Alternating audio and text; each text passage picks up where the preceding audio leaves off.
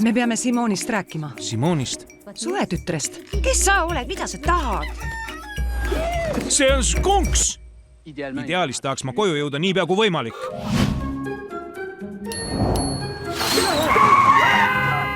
Kas noor neiu jääb kauaks?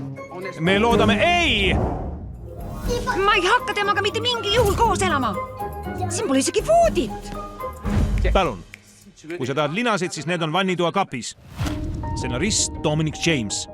Sa oled kuude kaupa oma korteris peidus olnud. Ma ei kuule enam muusikat. Sul on Anne. Sa kirjutasid meie aja ühe suurima ooperi. Ma armusin ära südamevalu. Muutus partituuriks. Selles ei olnud enam mitte midagi head. Ma ei oska ooperit kirjutada ja lapse eest hoolitseda.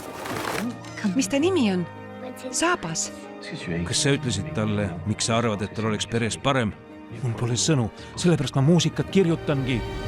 Režissöör Jan-Lonet Turgeon. See oli su ema lemmikrestoran. Sõime siin kogu aeg. Miks ta lahkus? Arvan, et ta eeldas, et mu elus pole piisavat ruumi nii tema kui ka muusika jaoks. Ehk nii ongi parem. Miks?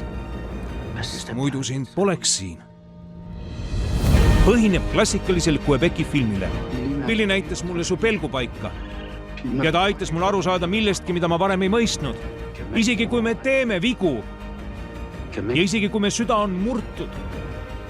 Vahel annab elu meile uue võimaluse.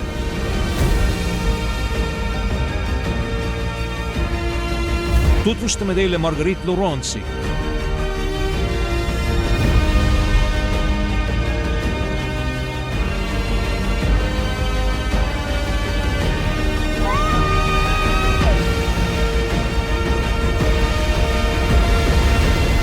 Preili Saabas.